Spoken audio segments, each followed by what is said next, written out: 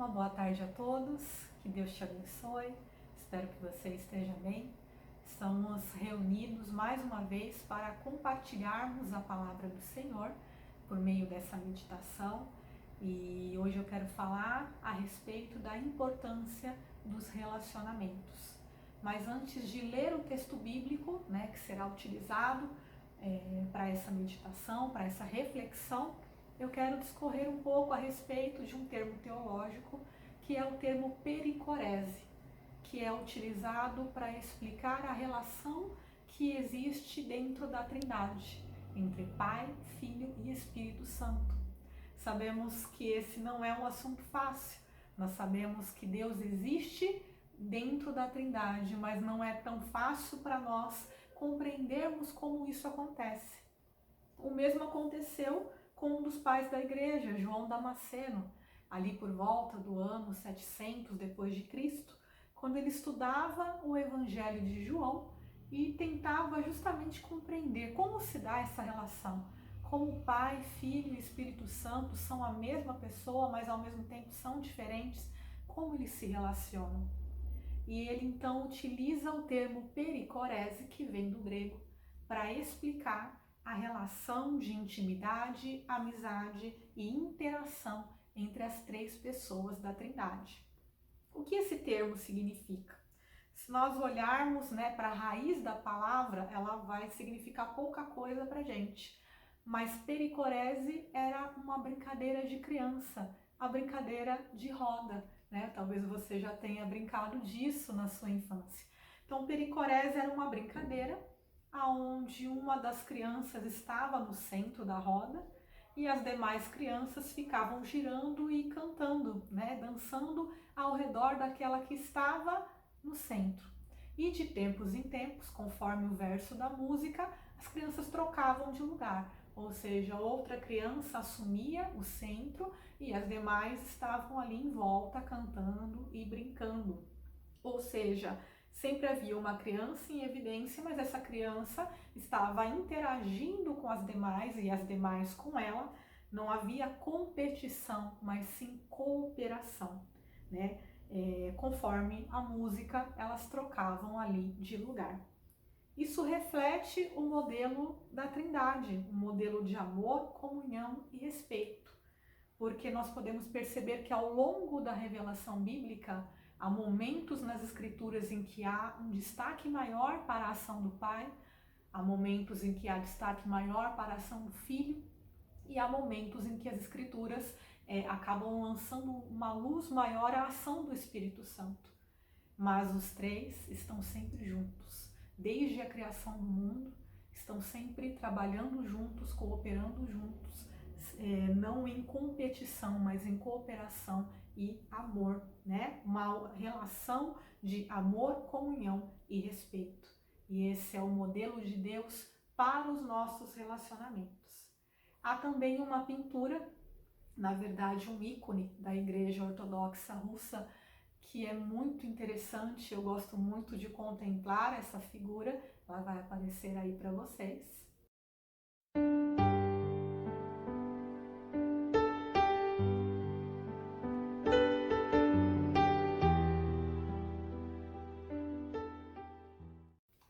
E essa figura foi baseada em Gênesis 18, de autoria de Andrei Rublev, por volta de 1410.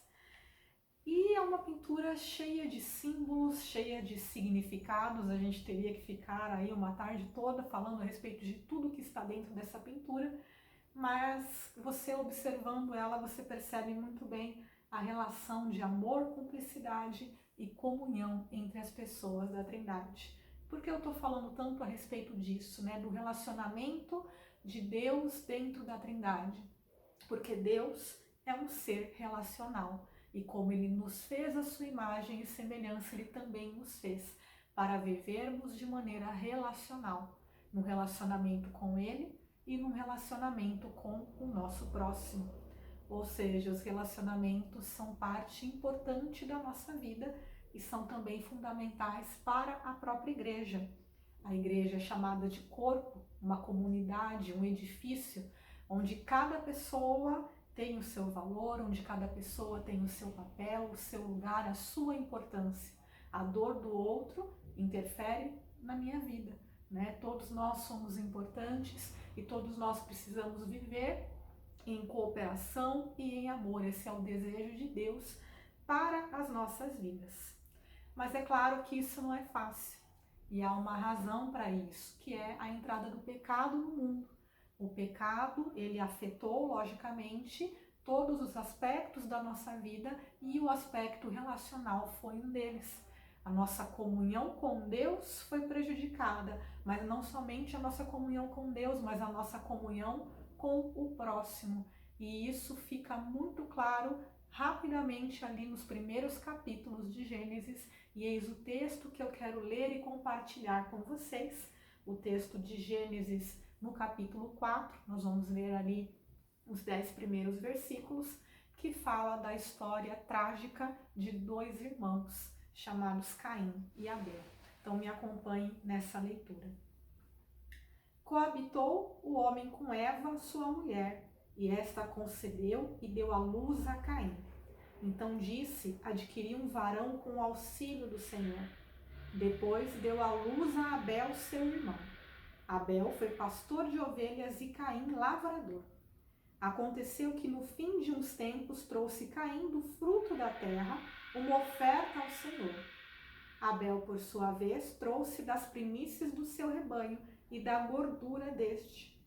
Agradou-se o Senhor de Abel e de sua oferta, ao passo que de Caim e de sua oferta não se agradou. Irou-se, pois, sobremaneira Caim, e descaiu-lhe o semblante. Então lhe disse o Senhor: por que andas irado? E por que descaiu o teu semblante? Se procederes bem, não é certo que serás aceito? Se todavia procederes mal, eis que o pecado jaz à porta, o seu desejo será contra ti, mas a ti cumpre dominá-lo. Disse Caim a Abel, seu irmão: vamos ao campo. Estando eles no campo, sucedeu que se levantou Caim contra Abel, seu irmão, e o matou. Disse o Senhor a Caim: onde está Abel, teu irmão? Ele respondeu: não sei. Acaso sou eu tutor de meu irmão? E disse Deus: que fizeste? A voz do sangue de teu irmão clama da terra a mim. Até aqui. Uma história trágica que nos fala a respeito de dois irmãos que estavam ali prestando o seu culto, a sua adoração a Deus. E muitas pessoas tentam centrar e explicar esse texto na questão das ofertas, da maneira em que o culto estava sendo ali oferecido.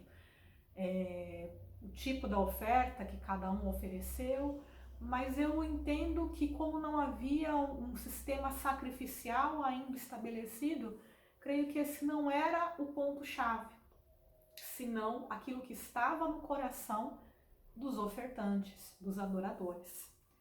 Que Abel foi aceito, isso fica muito claro no texto, e não somente nesse texto, porque lá em Hebreus, no capítulo 11, verso 4, Deus nos revela que pela fé Abel ofereceu a Deus mais excelente sacrifício do que Caim. Ou seja, ele foi justificado diante de Deus e o seu sacrifício foi um sacrifício de fé. A sua oferta, o seu culto, foi um culto com fé e isso agradou a Deus. Porém, Caim, havia algo nele que não estava agradando ao Senhor. E é interessante que a pessoa vem antes da oferta. Se nós atentarmos para o texto, ele vai dizer que Deus se agradou de Abel e de sua oferta, e não se agradou de Caim e de sua oferta. Ou seja, a oferta ela não estava em primeiro lugar, mas sim aquilo que estava no coração do adorador, daquele que estava entregando ali a sua oferta. E isso é algo importante para Deus. Havia algo no coração de Caim que estava sendo nutrido. Havia algo que Deus já havia dito a ele: olha, o pecado está batendo a porta. Você precisa dominar isso, você precisa controlar isso. Alguma coisa de errado na sua vida. E eu entendo que esse ódio que ele nutria por seu irmão não foi um ódio instantâneo. Eu creio que talvez ele já tivesse esse sentimento, talvez até uma competição. Nós não podemos saber o que acontecia ali de fato, podemos apenas conjecturar, mas talvez houvesse ali uma competição entre os irmãos, e talvez a própria oferta de Caim foi uma tentativa de competir com Abel pela atenção de Deus, pelo amor de Deus. Talvez ele já estivesse ali nutrindo esse ciúme, essa ira e essa inveja de Abel há muito tempo, né? O texto não deixa claro para nós o tempo em que as coisas aconteceram, né? Os eventos eles nos parecem sequenciais, mas a verdade é que alguma coisa de errada já estava ali no coração de Caim, e com o passar dos dias, essa coisa que Deus diz a ele para ele dominar, pelo contrário, ele dá vazão a ela, aquilo aumenta, aquela ira aumenta a tal ponto que ele simplesmente mata seu irmão. Ele chega ao ponto de cometer um homicídio. E então Deus aparece ali a Caim e pergunta a respeito de Abel, e ele, com total indiferença, vai dizer: eu não sou tutor do meu irmão. Ou seja, eu não sou responsável pela vida dele, a vida dele não me importa, não é problema meu. Nós percebemos que havia algo de muito errado com o coração de Caim, algo que afetou o seu relacionamento com o seu irmão e que afetou o seu relacionamento com Deus, a tal ponto que sua oferta, que o seu culto, que a sua adoração não era aceita. Caim não lidou com os seus sentimentos. Caim não lidou com aquilo que estava ali sendo gerado no seu coração, com aquele pecado que estava sendo gerado. E nós sabemos o resultado e a consequência disto.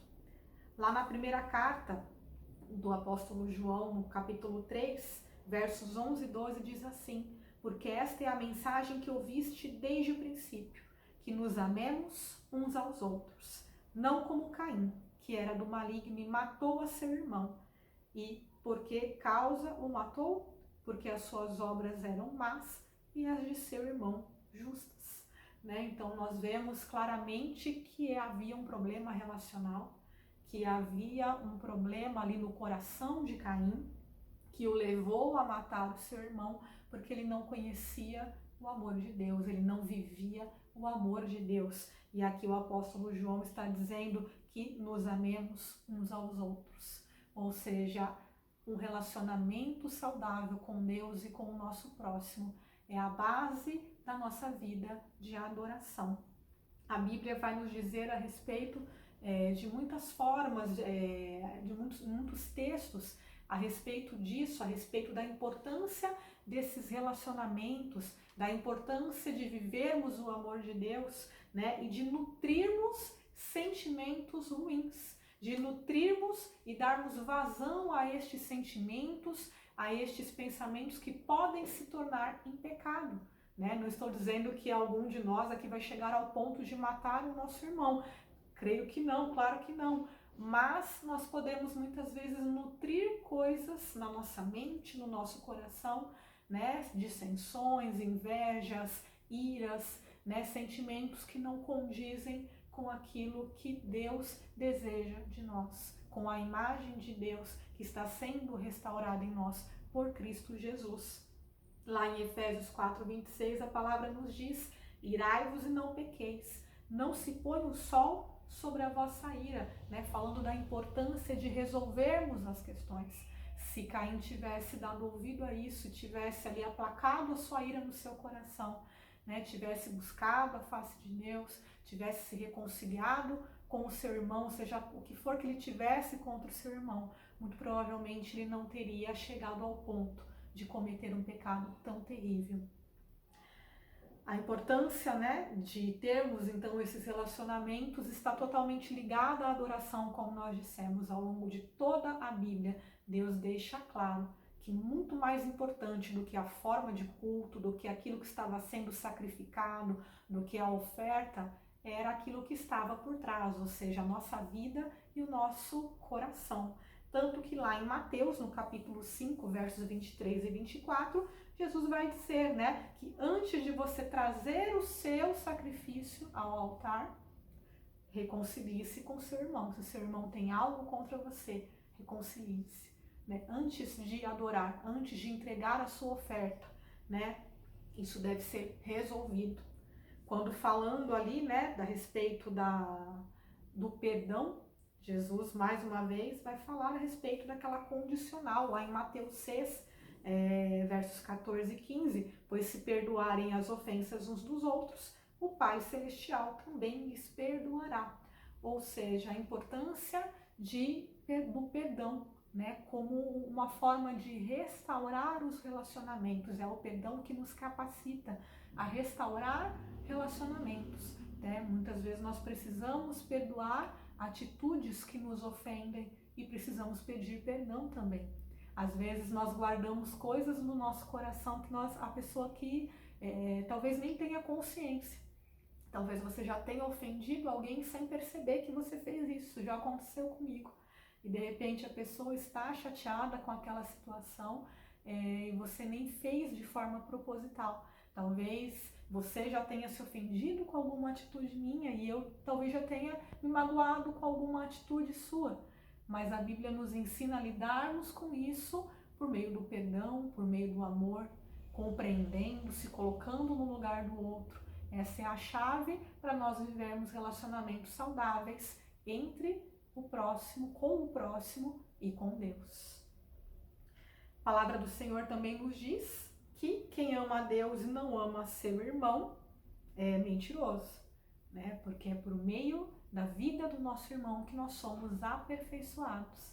É por meio do nosso irmão que nós temos a oportunidade de exercer o amor de Deus e de sermos aperfeiçoados nele, né? Quando Jesus ele fala ali, né, a respeito das obras, né, de caridade que foram feitas aos pequeninos, ele vai dizer: todas as vezes que você deu de comer, deu de beber, a um destes pequeninos você fez a mim.